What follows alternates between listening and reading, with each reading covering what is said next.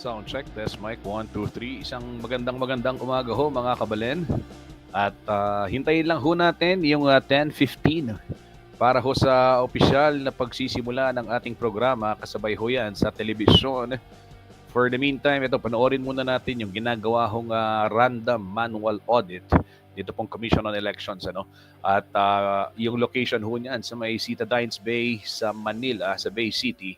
At dyan ho idinadaos itong RMA kung tawagin, Random Manual Audit. At kahapon na ipakita natin yung ginagawang canvassing ng Certificate of Canvass, yung mga COCs from different provinces as well as different countries para doon sa mga nakiisa sa ating overseas voting.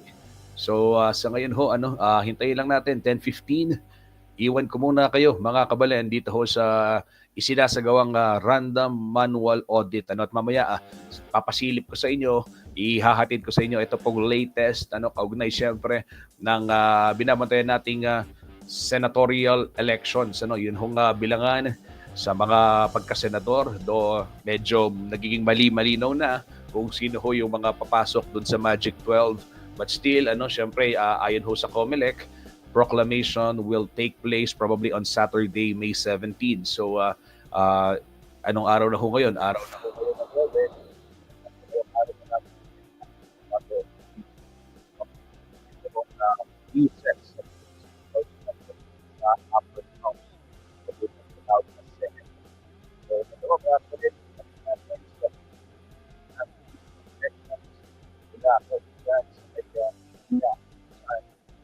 Sinagawa.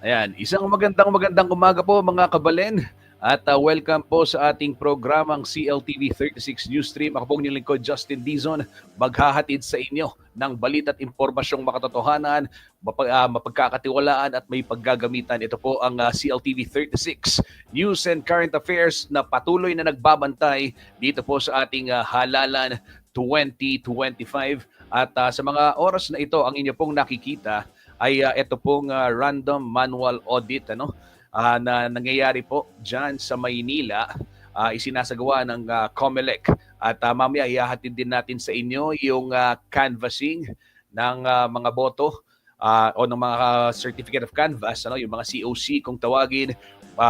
Diyan naman sa Manila Hotel, yun pong COMELEC ay magko-convene bilang National Board of Canvassers.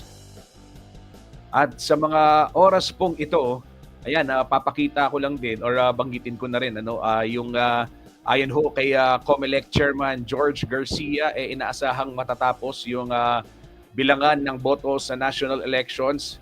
Ibig sabihin sa mga senador at party list at mapoproklama po yung mga mananalo sa darating pong Sabado, May 17.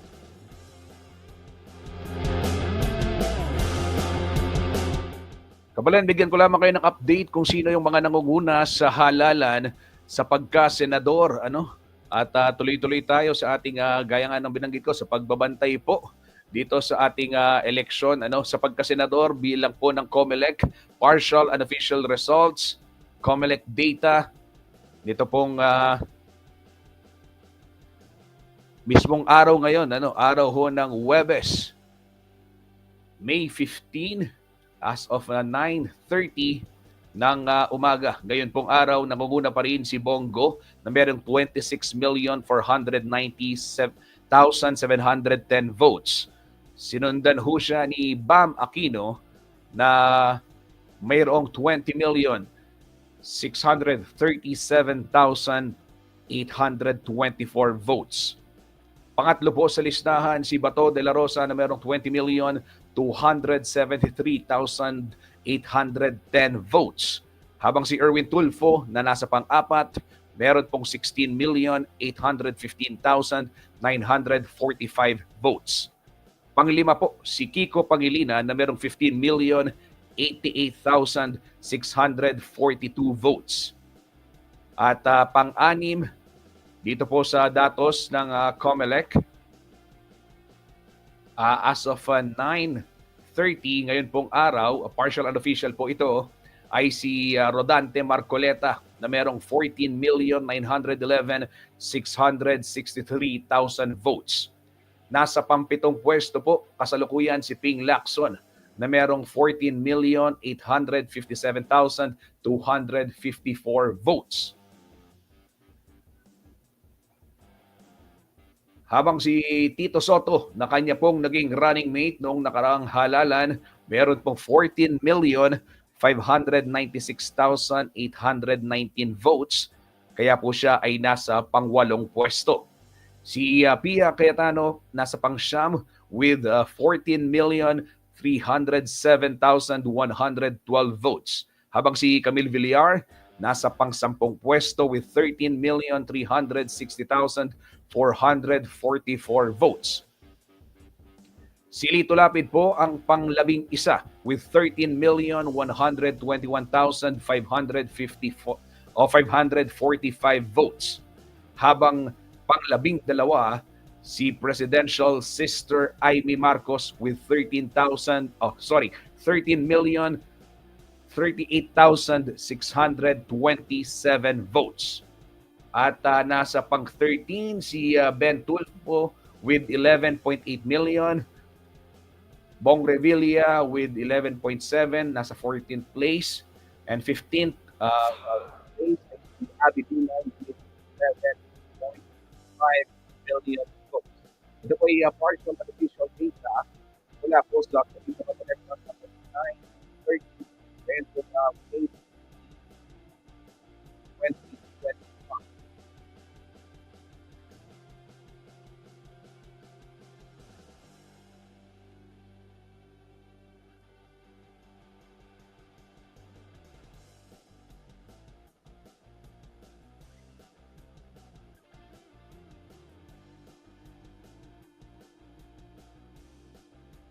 balikan ho natin mamaya yung balik na telefon, mga kapatid, sa oras na ito. Silipin po na ho natin ang sitwasyon ng trapiko sa iba't ibang bahagi ng North Luzon Expressway.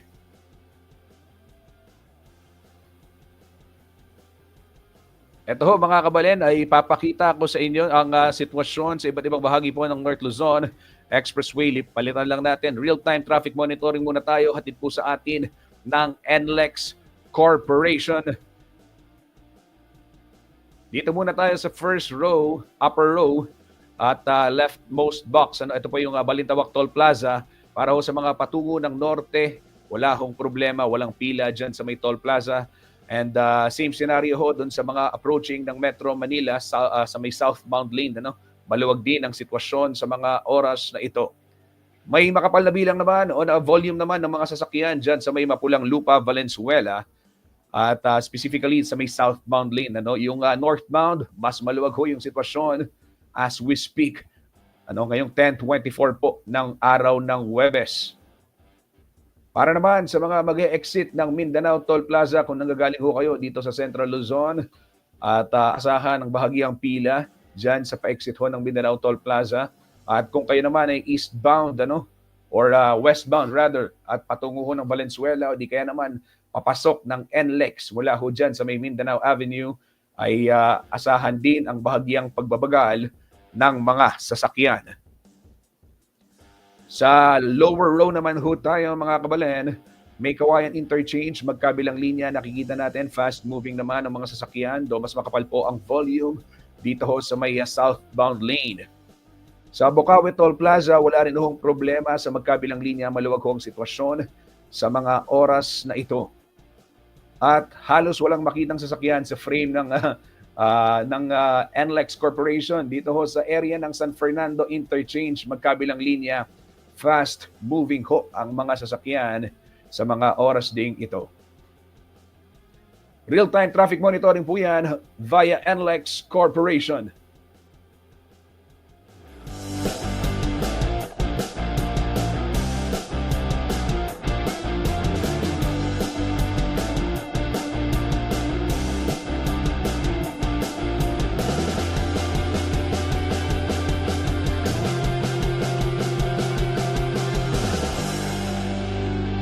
Kabalayan, sa oras na ito, alamin naman ho natin ang magiging taya ng panahon. Narito po ang weather update mula po sa DOST Pag-asa. At ito ba, nagiging malamig na yung panahon relatively as compared to the previous weeks. Talagang sobrang init. Though kahapon po sinabi ng Pag-asa, hindi naman anytime soon. Ngayon magdideklara na ng rainy season. Alamin ho natin kung kumusta yung development na yan. Narito po ang ulat mula po sa DOST Pag-asa.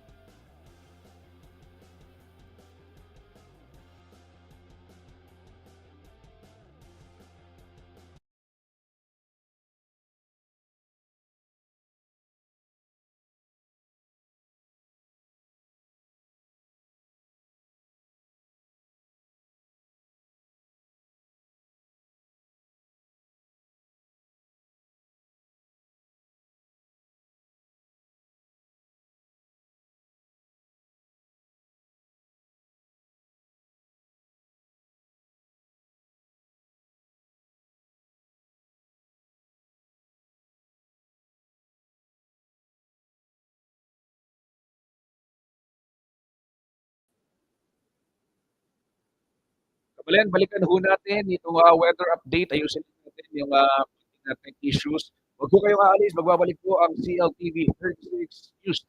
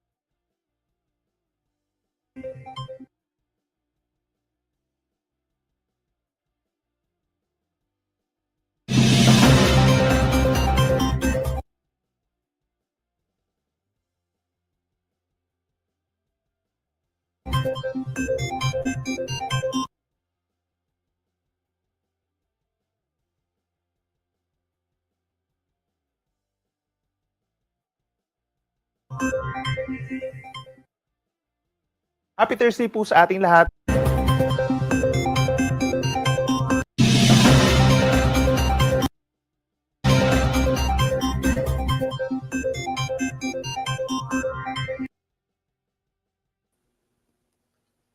Nagbabalik po ang CLTV 36 News Stream. Ayan, hintayin lang natin yung senyales ni Patrick. Patrick, okay na ba? Ready na ba tayo? At okay na, may audio na ako. Balik tayo sa telebisyon. At ilang minuto bago tayo bumalik sa telebisyon, ito, balikan lang na natin. Ito hong weather report ng Pag-asa. At mamaya meron din ho tayong magiging bisita sa ating programa. Isa ho sa mga bagong halal na opisyal sa bayan ho ng Magalang, Pampanga. Miyembro ho ng Sangguniang Bayan. Ayan, mamaya makikilala ninyo. Kaya tutok lamang ho kayo dito sa ating programa. At tatalakayin natin yung kanyang mga plano at mga planong isulong sa konseho bilang isa ho sa mga batang bagong opisyales dyan ho sa bayan ng Magalang, Pampanga. At eto, pasok na tayo sa telebisyon. Sa mga oras na ito, sige mga kabalen, i-play lang natin itong weather report mula po sa DOST Pag-asa. At narito po mga kabalen, alamin natin kung anong magiging taya ng panahon.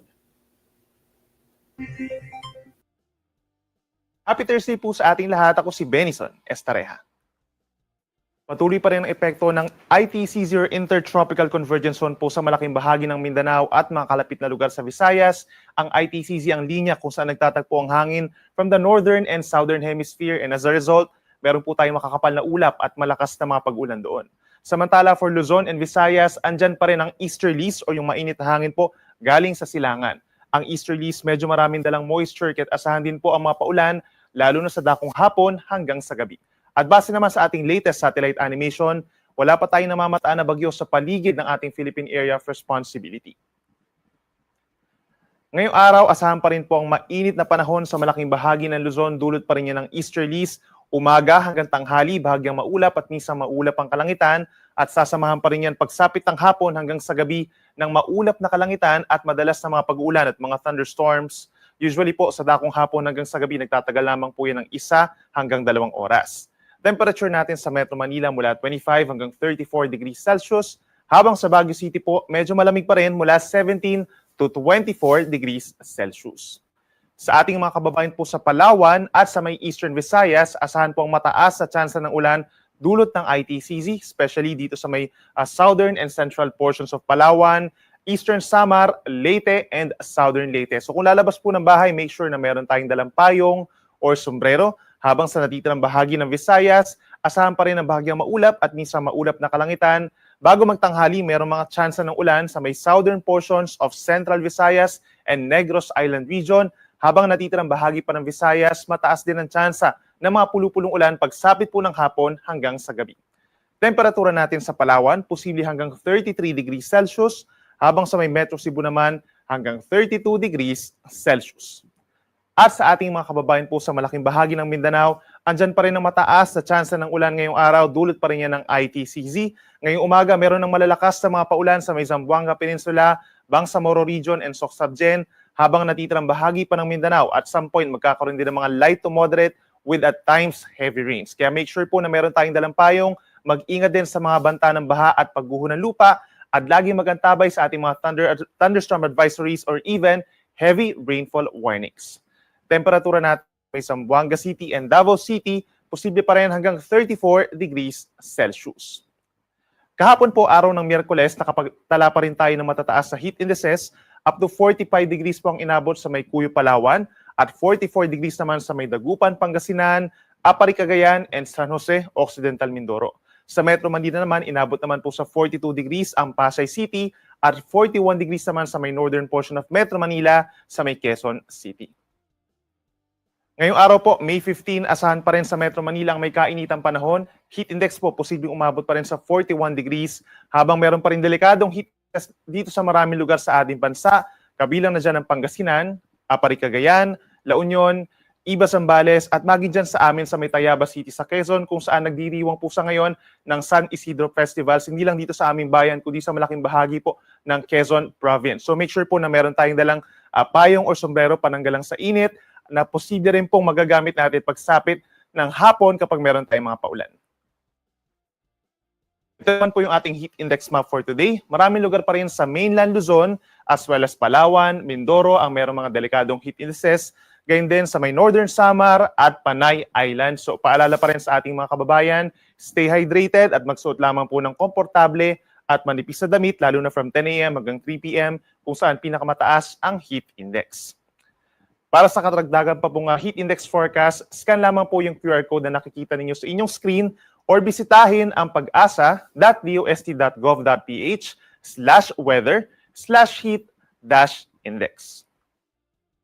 At para naman sa ating 4-day weather forecast, simula po sa Friday, May 16 hanggang sa Lunes, May 19, mataas pa rin ang tsansa ng mga paulan sa malaking bahagi ng ating bansa. Itong lower part of our country, mataas pa rin ang tsansa ng mga minsan malalakas sa ulan dahil pa rin po yan sa Intertropical Convergence Zone or ITCZ. Kabilang na dyan ng Mindanao, some parts of Visayas, itong eastern portion, pinakamataas ang tsansa, as well as dito pa rin sa may timog na bahagi ng Bohol, Cebu, Siquijor, and Negros Island, plus Palawan. So make sure po na meron tayong dalang pananggalang sa ulan. Again, mag-ingat pa rin po sa mga banta ng baha at pagguho ng lupa. At kung kinakailangan ng pagdikas, makipag-coordinate lamang po sa inyong mga local disaster risk reduction and management offices. Within the next 4 days, possible din po na may babuong low pressure area dito sa timog na bahagi, timog silang bahagi po ng Mindanao, maring sa labas ng PAR o sa may loob ng PAR, sa may silangan po ng Mindanao.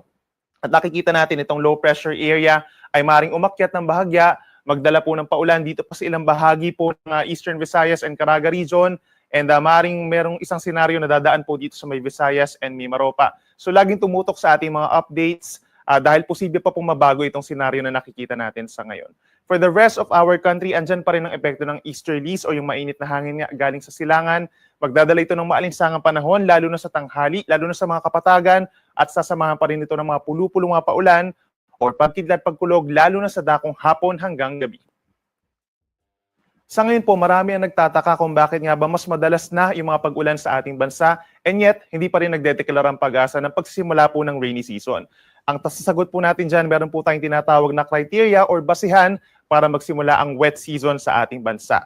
Sa ngayon, meron po tayong nasa 13 monitoring stations na tinatawag. Matatagpuan po ito sa may western sections ng Luzon and Visayas. At dito natin malalaman yung criteria or parameters para po magsimula ang rainy season.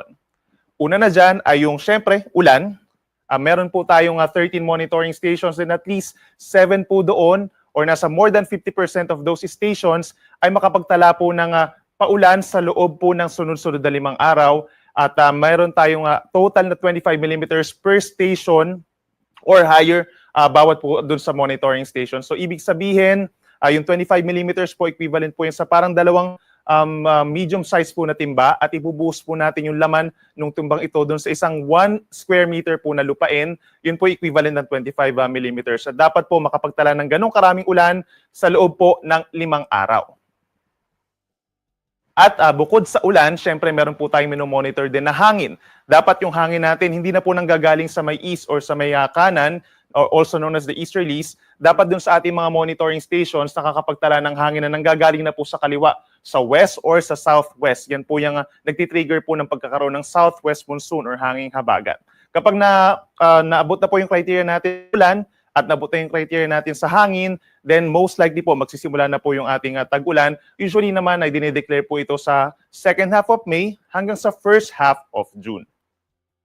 Ang ating sunrise ay 5:28 ng umaga at ang sunset ay 6:17 ng gabi. Yan muna ang latest mula dito sa Weather Forecasting Center ng Pag-asa. Ako muli si Benison Estareja na nagsasabing sa anumang panahon, Pag-asa ang magandang solusyon.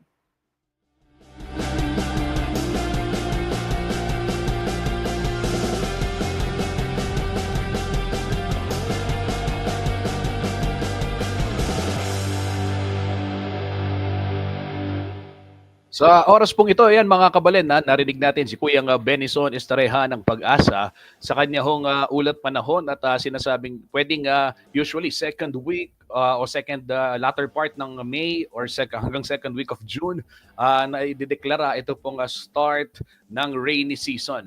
At gaya ho ng binanggit ko kanina, mga kabalen, meron tayong bisita sa ating programa. Papakilala ko na. Makakausap ho natin isa ho sa mga tinanghal na panalo bilang konsehal sa bayan ho ng Magalang, Pampanga. Nandito ho ngayon sa ating programa. Makakausap natin via StreamYard live ho si Attorney Coco Pangan Gonzales, Councilor-elect po sa Magalang, Pampanga. Magandang umaga po, Attorney Gonzales. At una sa lahat, congratulations, sir. Welcome sa ating programang CLTV 36 News 3. Magandang umaga, Sir Justin, at ganoon din po sa mga tagapanood ng CLTV 36. Opo. Sir, isa ko yung sa mga big winners kasi nakita ko dito, papakita natin yung listahan sa PPCRV. Ito 97.37% pa lang yung transparency server at dito nakalagay kayo ay miyembro ng partido ninyo Akbayan, sir. So yung Yes. Akbayan ay nanguna rin sa party list naman at again congratulations po. Sir, kumusta po yung tinakbo ng eleksyon diyan sa bayan ng Magalang, Pampanga? Maayos naman po, generally peaceful naman po ang pagdaraos ng eleksyon dito. At ito po, nakapagdesisyon ng taong bayan, nakapili na sila ng mga gusto nilang mamuno sa susunod na 3 taon. Opo. Sir, bilang isa sa mga abogadong naihalal sa konseho dito ho sa buong lalawigan ng Pampanga at diyan ho sa Magalang kayo ho yung nag-iisang abogado na makakasama ng Sangguniang Bayan. Ano ho yung mga aasahan nilang mga gagawin ng isang Coco Gonzales at syempre isang batang-batang leader din ho? Unang-una po, bilang abogado siguro, itong unang gusto nating isulong, yung explore natin yung possibility na magkaroon ng mga barangay legal consultants. Kasi po dito sa bayan namin, ngayong naging abogado po ako, marami pong lumalapit sa akin ng mga kababayan natin sa mga bawat barangay ho na sabihin natin kukulang yung access nila sa legal services ho. Maliban po doon, gusto nating isulong pa yung isang ordinansa para sa solo parent welfare ho. Tapos tingnan din po natin yung implementation ng mga ibang ordinansa patungkol sa welfare po ng PWDs. At iba-iba pa pong gustong usapin natin na gustong tutukan, katulad po ng mga review ng mga water concession contracts, yung ordinansa natin sa traffic, gusto rin po nating i-review. Particularly po, meron po tayong nung konsehal pa po tayo nung nakaraang 2019 to 2022, meron po tayong pumasa na ordinansa sa funeral procession. Gusto po nating i-review 'yon ulit at i-amend according to current circumstances ho. At meron din po tayong i-refile na people empowerment ordinance ho. Ayan, attorney, aasahan natin yan at babantayan din natin syempre yung mga programa o yung mga ordinansa na inyo pong isusulong sa bayan ng Magalang. Sir, nagiging trend ngayon yung mga ibang sangguniang bayan sinasabi at meron gusto i-live stream yung mga sessions. Kayo ho ba sa Magalang, isa ito sa mga isusulong at aasahan natin from SB? Ako personal na bukas po ako sa idea po na yan kasi gusto naman natin na magkaroon po ng transparency sa pagdaraos ng mga session ho sa Sangguniang Bayan para nalalaman naman ng ating mga kababayan ano po yung mga tinatalakay natin ng mga usapin na importante sa kanila. Opo. Sir, pag-usapan natin yung dynamics ng politika sa kasalukuyan. Nabanggit nyo kanina, kasalukuyan nanilbihan ng konsehal noong 2019 to 2022. Noong 2022, if I'm not mistaken, tinakbo ho ninyo ay Vice Mayor, tama ho ba?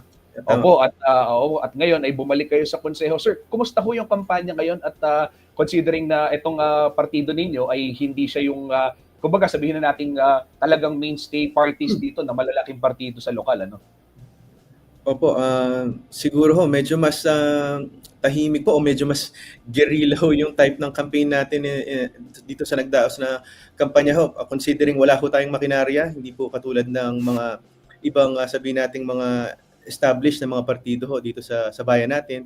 Kaya sabihin nating naging challenging ho, pero sa tulong naman po ng Diyos na may kapal ho, nanalo naman po tayo.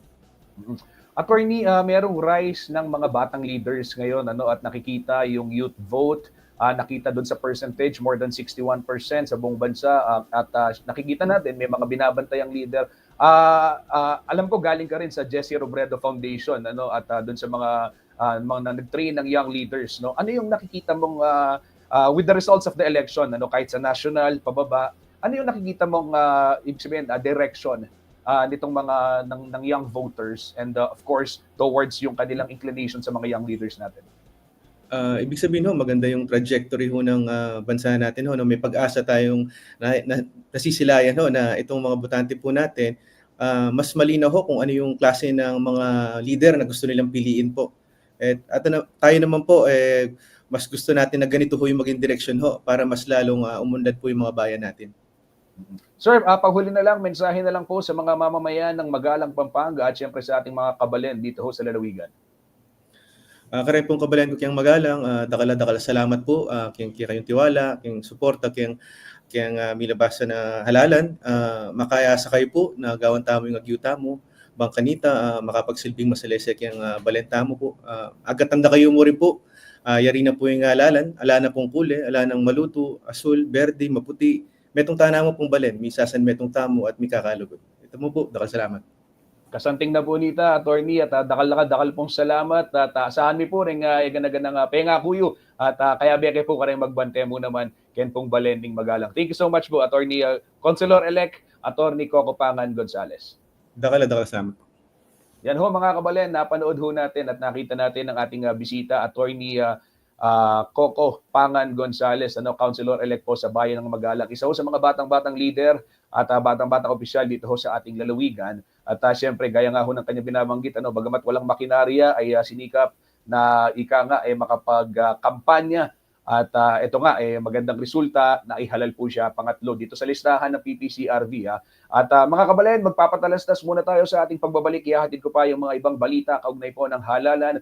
Huwag ho kayong aalis, magbabalik po ang CLTV 36 News Stream.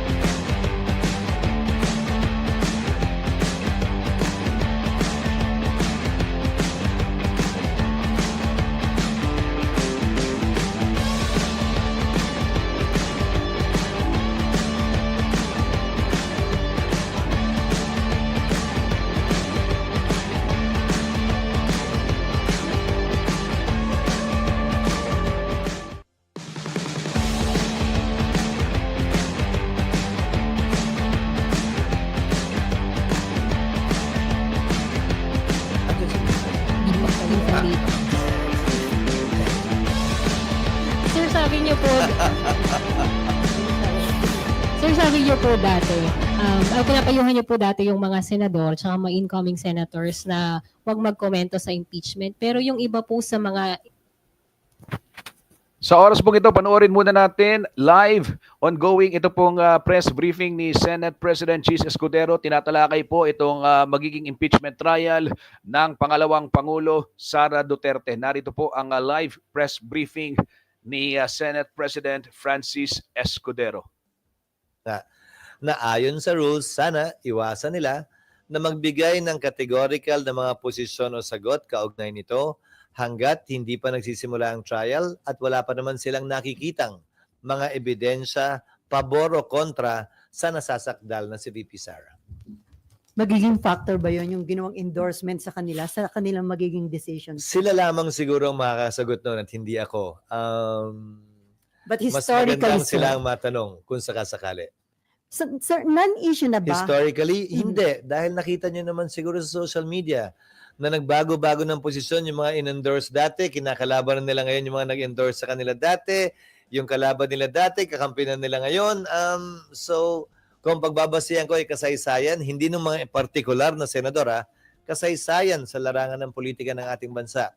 Nakikita natin nagbabago-bago yon. So hindi iiral yung utang na loob, yung sinasabing payback time. Hindi ko sinasabing hindi iiral, pero again, each to each his own. Nagbabago yan sa kada sitwasyon at sa kada tao.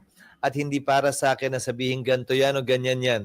Mas maganda sila ang tanungin ninyo dahil sila naman yung nasa sitwasyon yan. So sir, 100% sure na ba na magpapatuloy itong impeachment trial sa 20th Congress? Non-issue na ba yun na pwedeng ituloy? Kung nasimulan ito ng 19, pwedeng ituloy sa 20th Congress? Yun ang gagawin ng Senado kung hindi sang-ayon doon ang kampo ni VP Sara halimbawa, may karapatan silang iakyat yan sa Korte Suprema. In fact, may pending case pa sila doon Mhm. na hindi pa inaaksyonan ng Korte Suprema, pero hindi lang yun, hindi naman din nag-issue ng temporary restraining order o mandamos ang Korte Suprema para kami magpatuloy o hindi magpatuloy. So, gagawin ng Senado yung kanyang constitutional mandate kung wala namang utos o kautusan mula sa Korte Suprema na laban dito.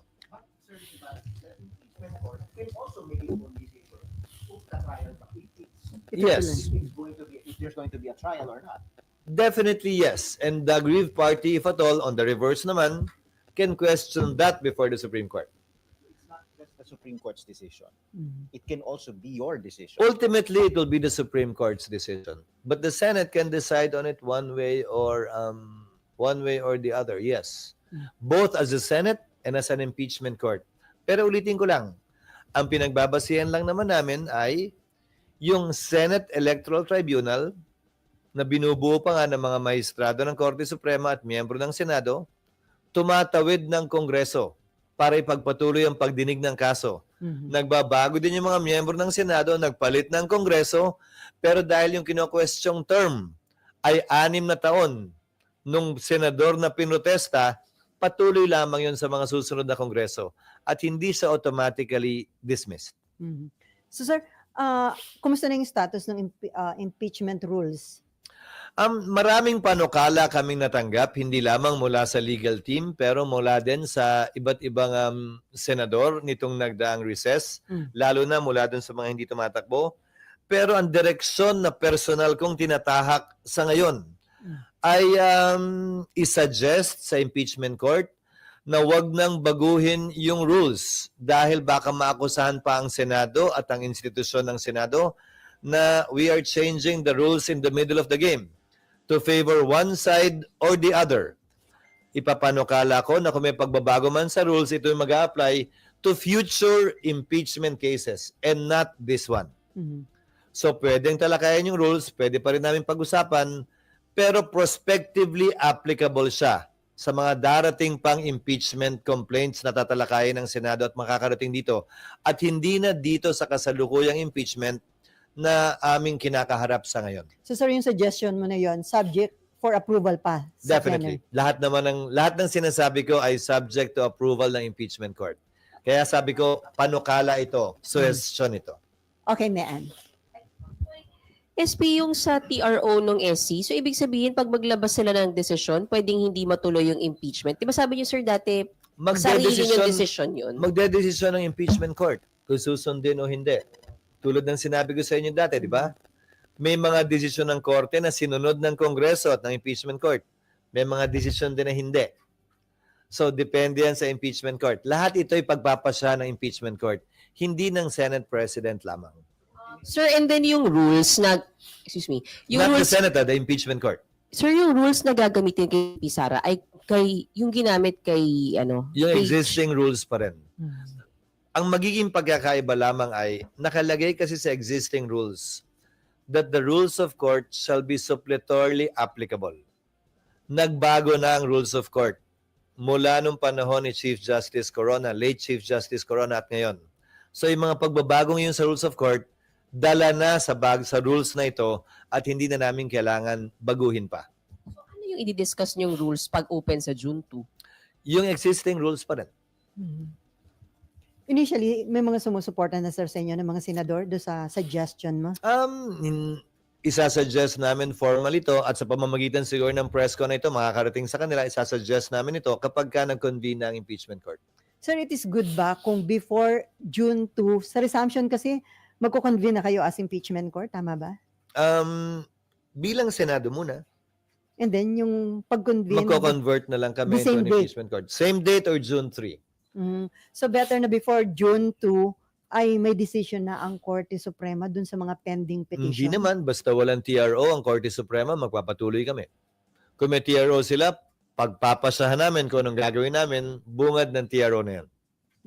So sir, on June 2, resumption ng session, and then sabi nyo nga possibly the following day pa yung pag-convene nyo bilang impeachment court, and then the same day din po yung pag-take oath nyo bilang mga senator judges? Sa June 2 marahil, magpapadala kami ng notice sa Kamara itong linggong to, itong darating na linggo, na kailangan nilang ipresenta yung articles of impeachment or at least yung charges man lamang sa plenaryo ng Senado. Yun ang nakalagay sa rules namin na hindi ginawa sa mga nagdaang panahon. Pero nakalagay sa rules yun. Nasusundan lamang naman namin. That is the formal procedure para officially ma-take cognizance na ng Senado ang impeachment. Hindi yung pag-file nila sa SecGen. Yung pagbabasa ng articles of impeachment in plenary nakalagay sa rules namin by the prosecutors. And then the Senate can take cognizance of it, and that will now be used as the basis to convene the impeachment court. Like what I was saying before, hindi filing ang magti-trigger ng impeachment court. It is the Senate plenary taking cognizance of it. Kaya kailangan basahin yung impeachment complaint sa plenaryo. Noong nagdaang panahon ang gumawa niyan, majority leader lamang. Pero hindi yan ang nakalagay sa rules namin at hindi yan ang nakalagay sa President sa Amerika na pinagkopyahan natin ang impeachment rules natin. Dapat basahin ng prosecutors yan formally, at least yung 7 charges, and then the Senate will refer it to the appropriate committee, and that will now be the basis for the convening of the impeachment court, either the same day or the following day. Okay, Myla. Sir, paano sila Yung robe, may utang pa ako sa'yo. Oo nga, sir. Naalala ko yan.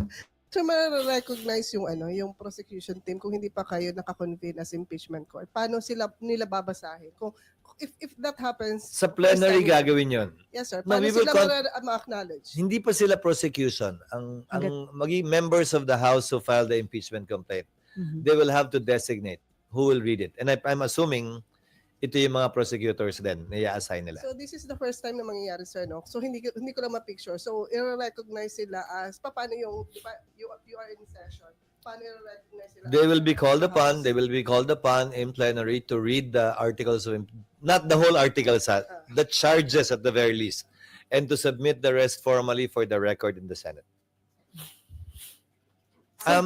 First time siya, pero yun ang nakalagay sa rules. Bihira naman ang impeachment at hindi nagawa dati, pero hindi rason yun para hindi namin sundin ngayon yung nakalagay sa rules. Okay, si Mav and then Raymond.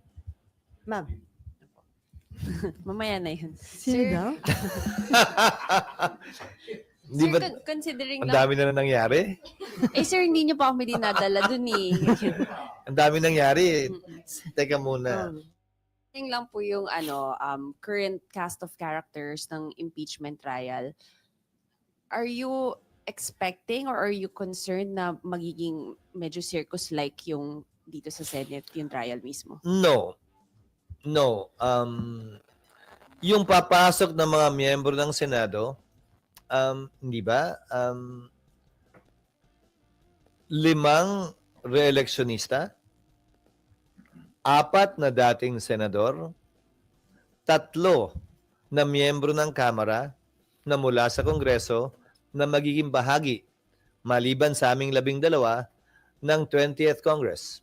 So, mga veterano, batikan sa legislation, sa parliamentary rules ang mga ito, at inaasahan ko magiging maayos ang Senado. At sino man na magpe-preside, lalo na kung ako yun, titiyakin ko that order will be maintained. Para sa gayon, ang proseso ay dumaloy ng mapayapa, maayos, at ng mas lalong maintindihan ng ating mga kababayan yung ipinapresenta ng magkabilang panig. Sir, wala namang kasi medyo may mga nakita na tayo in previous hearings na may mga outbursts, emotional outbursts. Bahagi yun, but we will maintain order and we will keep order within the impeachment court. We will make sure of that. with the help, of course, of the other members, as well as the sergeant at arms if necessary.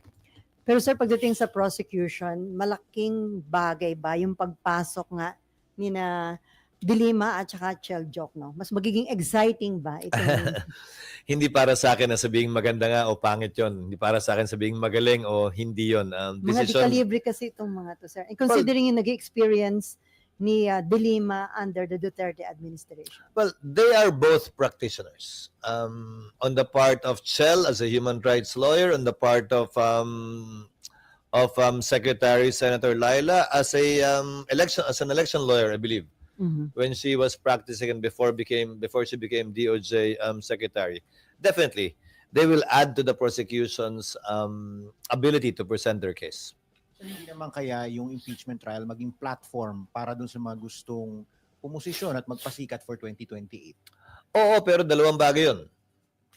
Ano mang ilaw ng camera na itututok sa sino mang tao, dalawa ang pwedeng makita, yung maganda at yung pangit. So nasa sa kanila yun, kung anong mapapakita nila, at nasa tao din yun, kung anong makikita nila. Minsan magkaiba yun, yung gustong pakita at yung nakikita ng tao sa lente ng camera. Si before Raymond, si Senate President Pro Tempore Jingo Estrada sa interview namin, he's hoping na manatili kayong Senate President dahil maganda daw na abogado yung magiging presiding officer sa impeachment court. Well, nagpapasalamat ako sa pananaw ni Senator Jinggoy. Subalit sa dulo, ang magpapasya ng Senate President, kung mananatili man ako o iba ang uupo, ay ang mayoriya ng Senado. Sang-ayon sa rules ng Senado, magpapatuloy ang Senate President kung hindi na-graduate katulad ng sitwasyon ngayon, at mababago lamang yan kapag kami nagpresenta ng higit sa mayoriyang boto kapag nag-resume ang Senado. Okay, Raymond? One point lang, sir, doon sa Kahit dalawa. doon sa preparation, as we speak, percentage-wise ba, pagdating sa impeachment, saang bahagi na tayo ng preparasyon as of date?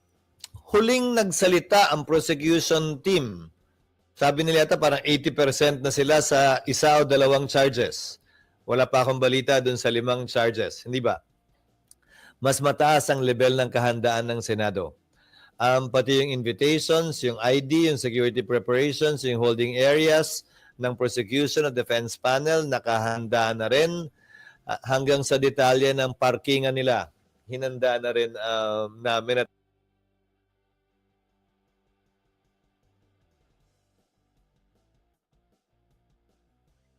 nakahanda na rin the defense and the senator judges. Yung roster finally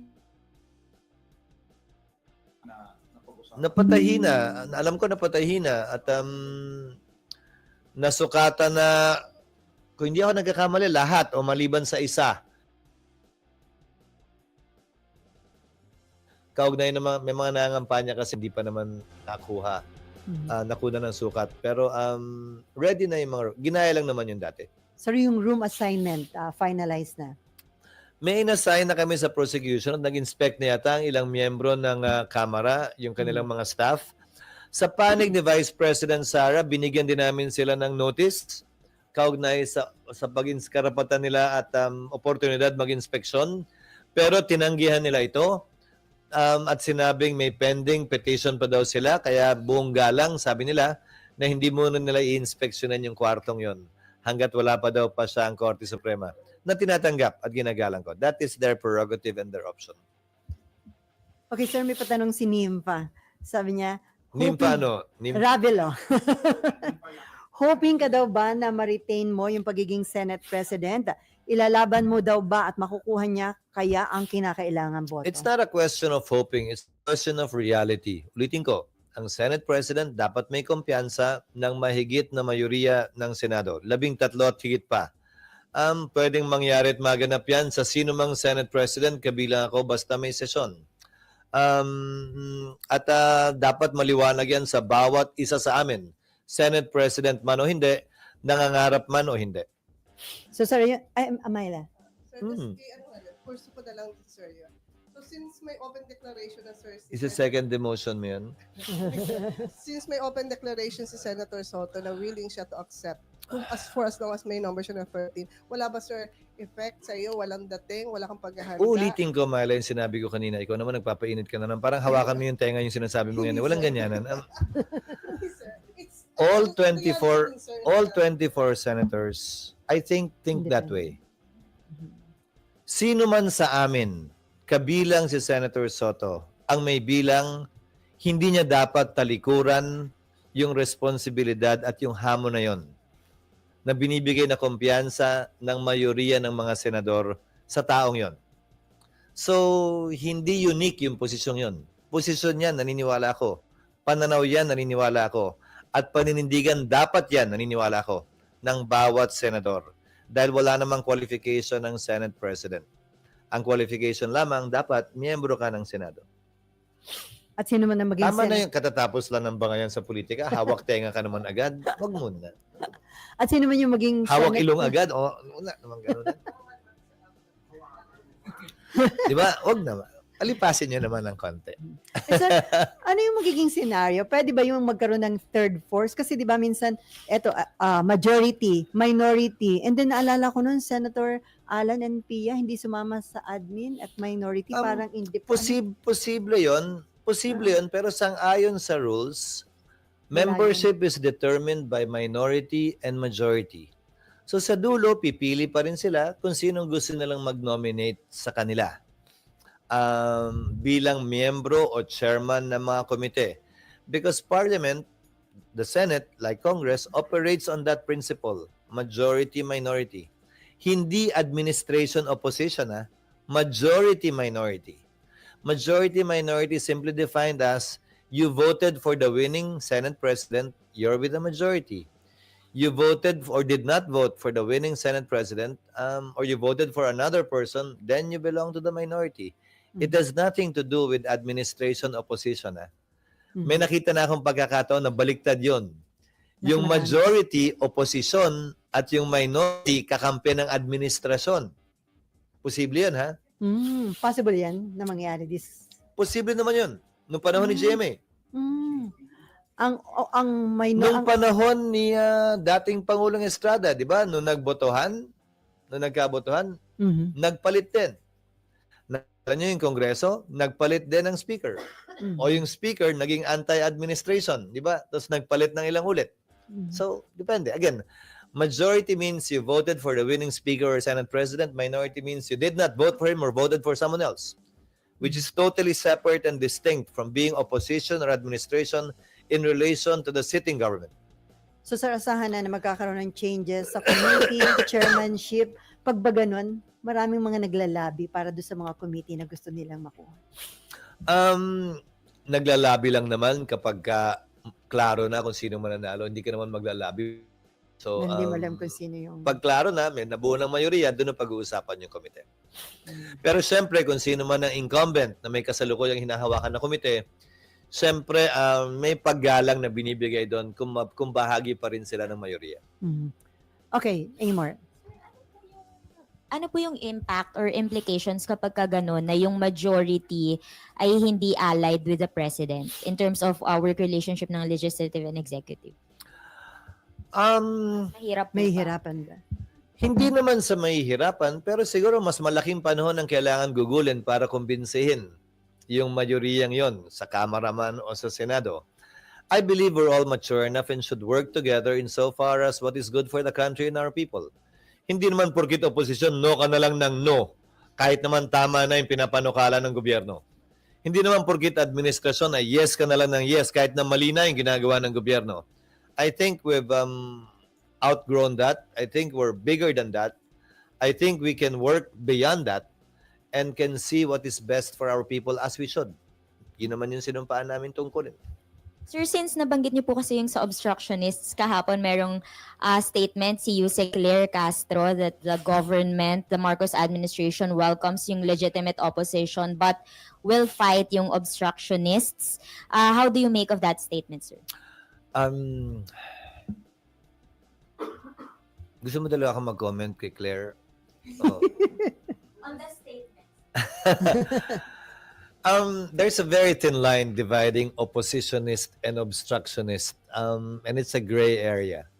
For me, tapos na ang eleksyon, I think we should strive to find common ground and to work together for the best interests of our country and our people, regardless of those labels of being opposition or oppositionist or obstructionist.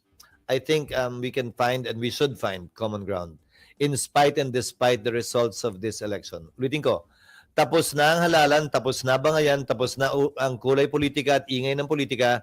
Sana magsimula na tayo na maghilom, gumaling mula sa mga sakit at hidwaan ng halalan at magsimulang maghanap ng pwede nating pagkasunduan habang isinasantabi natin yung pwede nating pag-awayan o hindi pinagkakasunduan para umabante naman at umusad ang ating bansa. Sir, dapat iwas muna sa ganong mga statements, especially coming from the palace or an official from the palace. Not for me to say. Again, I am well aware of my jurisdiction here in the Senate and I will not cross that line.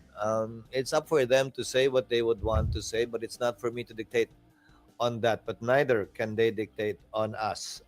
So para sa akin, hindi ako gagamit ng ganung mga label at hindi ko gagamitan ng ganung label yung mga papasok na bagong miyembro o kasalukuyang miyembro ng Senado.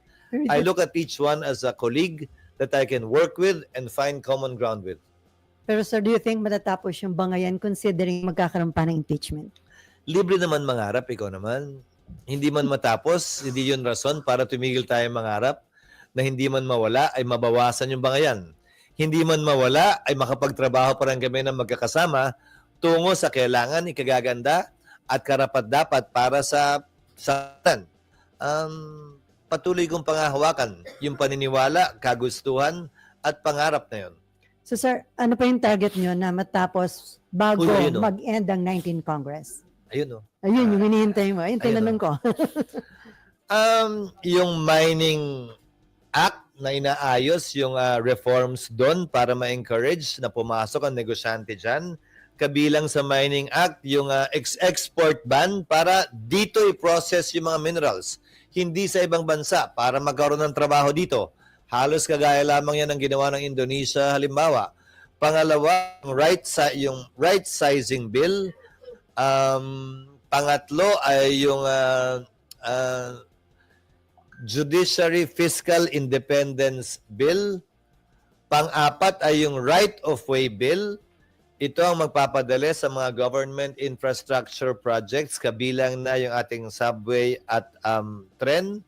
Nagkausap lamang kami na ilang senador kahapon, may mga panukalang batas kaugnay sa pagsasaayos ng buwis sa vape at denatured alcohol at gayon din sa anti-pogo bill na sa tingin ko wala naman na mag-i-interpolate at pwede na nating maipasa at maisabatas upang sa gayon, magbago man ang administrasyon, hindi na pwedeng ibalik ang pogo. Sir, considering yung mga challenges na kinakaharap ng bansa at yung mga development globally, ano ang dapat pagtuunan ng pansin ng 20th Congress? Ekonomiya, trabaho at kapakanan at kaligtasan pa rin ng ating mga kababayan, kabilang na rin ang kanilang kalusugan. Yun naman talaga ang trabaho ng bawat gobyerno. Yan ang social contract, ika nga na pinirmahan ng anumang pamahalaan sa anumang parte ng mundo sa kanilang nasasakupan na ito'y bibigay nila sa kanilang mga mamamayan. Patuloy na yan ang maging dapat tutukan ng anumang pamahalaan, sino man ang presidente. Sir, balikan ko lang. Yung pagkawala ni Tol, malaking kawalan ba sa Senate? At do you think meron ditong, naging factor ba yung sinasabing impluensya ng China? Hindi para sa akin pagpasan yung kung bakit yan ang resulta ng halalan. Pero definitely malaking kawalan si Senator Tolentino, hindi lamang bilang majority leader, pero bilang isa sa mga pinakabatikan at matalino at magaling na abogado na maganda sana magiging papel sa napipintong impeachment din. Subalit pasaya ng ating mga kababayan at tulad niya, ginagalang ko at nirerespeto ko ang resulta ng halalan.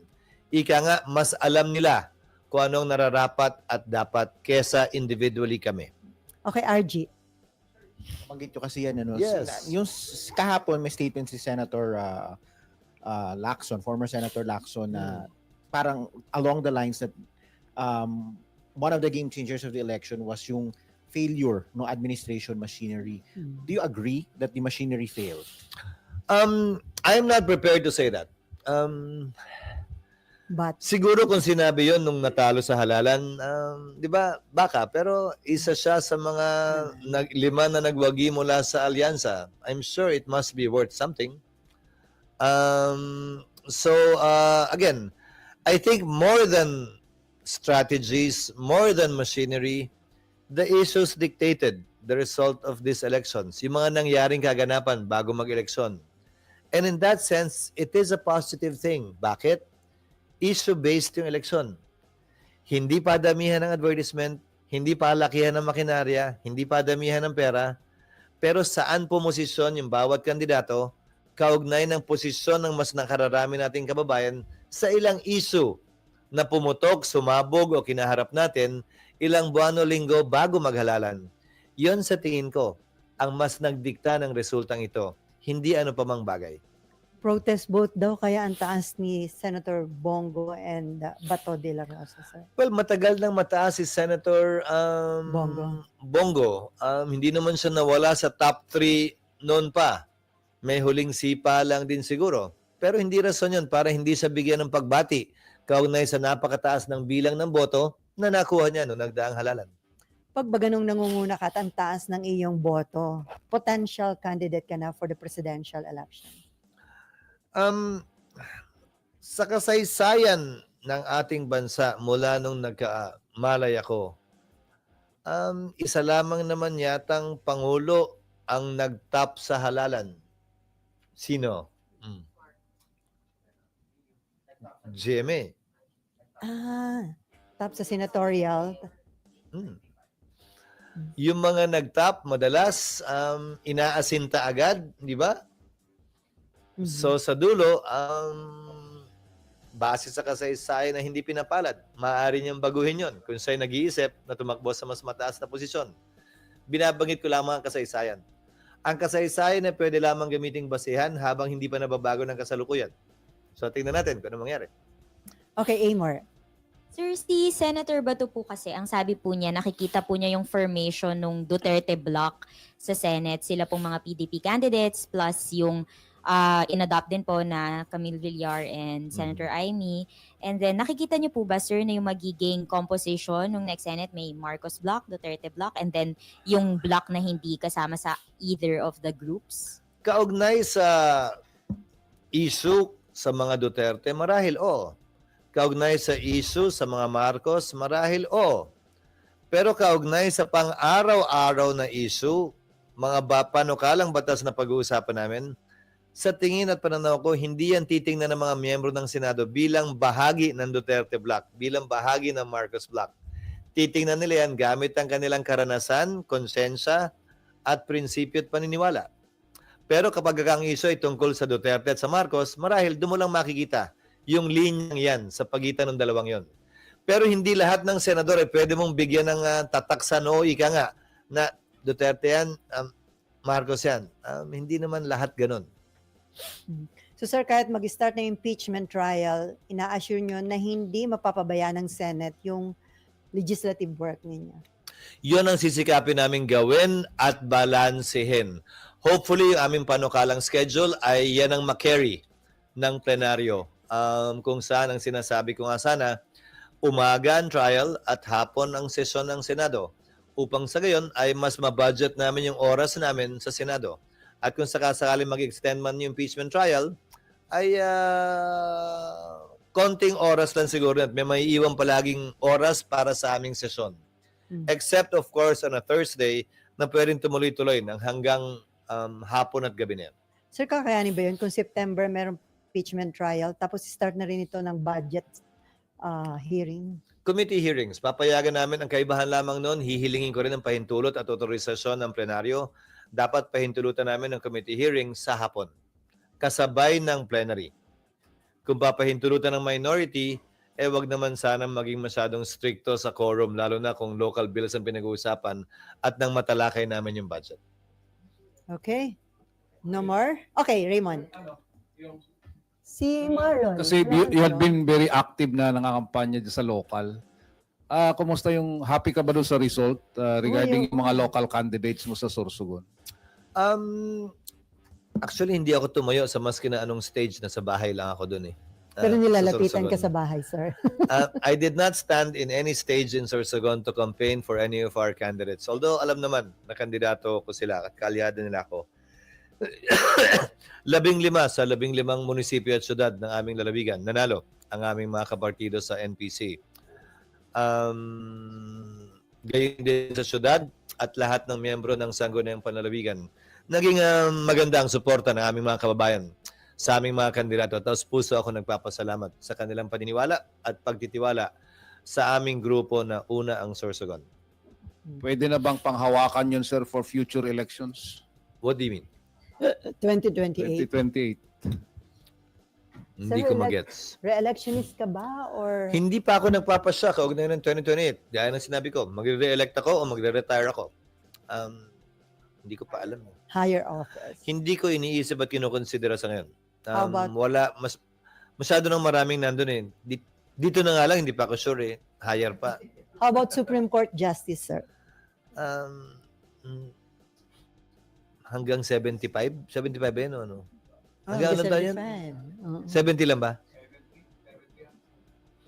Diyos ko, parang mas mahaba pa ang term sa Senado. Mas mahaba pa ang term sa Senado, tapos bawal ko mausap. Di ba? Parang hindi. Masyado ba maaga para sa akin? Para pag-usapan at pagpasayan. Hayaan na muna natin yung talagang interesado sa ngayon na bumuelo sa posisyong yan. Okay, Nipa. Konti lang, kamusta po Nimpalit. Kamusta po sa Sorsogon sa Mount Bulusan, sir? Oo nga. Ironically, Mount Bulusan ang tawag, pero ang ashfall nasa bayan ng Irosin. Wala sa Bulusan. Kaya ang dami nagpapadala ng ayuda sa Bulusan. Akala nandun yung ashfall. At pag sinabi ng mayor, okay lang kami dito, sigurado po kayo? Oo eh. Kasi yung hangin palayo sa Bulusan. Papunta sa bayan ng Irosin at Huban. So, nagkaka-ashfall manaka-naka. Pero awa ng Diyos, walang malaking putok na may bato at putik o apoy na binabato yung bulkan. Ashfall lang ang aming nararanasan. At dahil sa COVID at karanasan natin sa COVID, sanay naman na mag-mask yung mga tao. At sanay na mag-ingat kaugnay nito.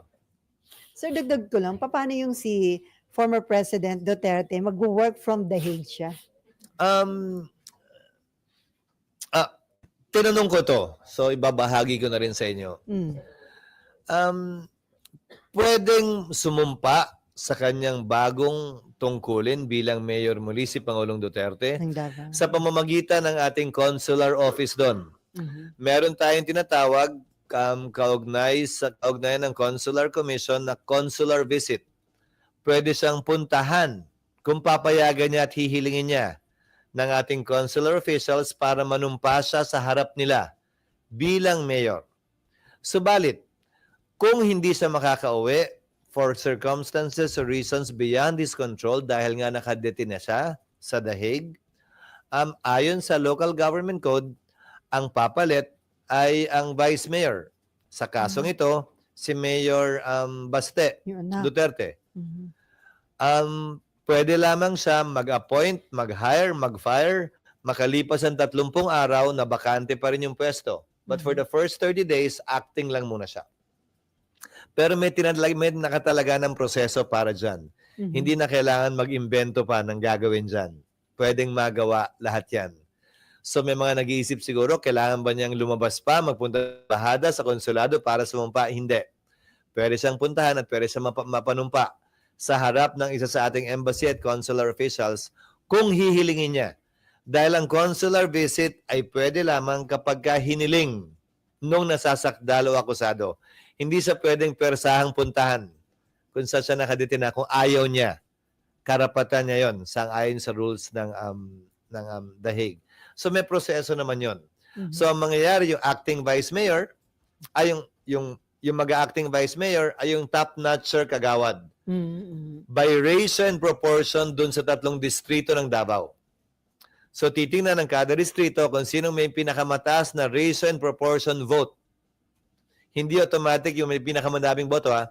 So yung number 1 ng District 1, 2 at 3, titingnan by ratio and proportion ng votes cast, ilan ang nakuha niya, siya yung uupo bilang acting vice mayor. Nakalagay din yon sa ating local government code. Pero once ma-convict si Digo,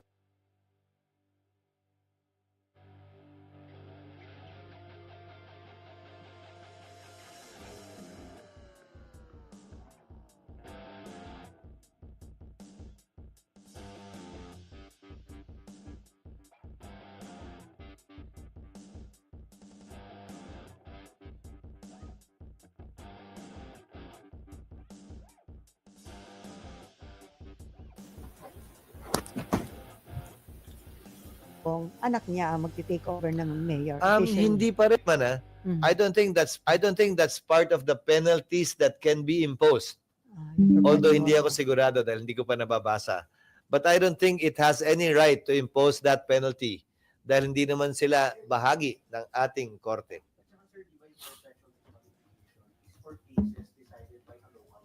Hindi nga yun sa lahat ng kaso. Hindi automatic yung absolute perpetual disevaluation porket na-convict ka. Only certain crimes. Dito sa Number 2, ang alam ko, nakalagay yun sa batas sa Pilipinas for certain crimes. Hindi ako familiar na may ganong klaseng penalty imposable yung ICC nung binasa ko yung Rome Statute. So kahit ma-convict siya, hindi automatic yun. Okay. No more? Okay, on that note, thank you so much, Senate President Chis Escudero. Ano?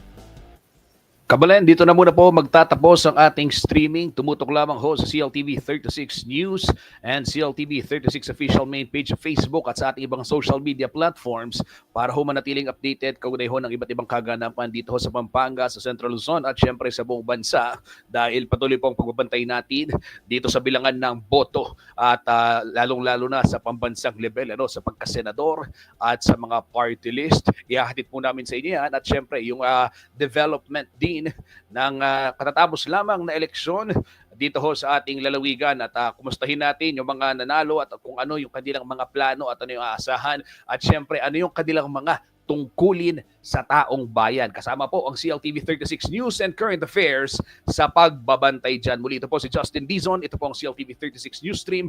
Maraming salamat po.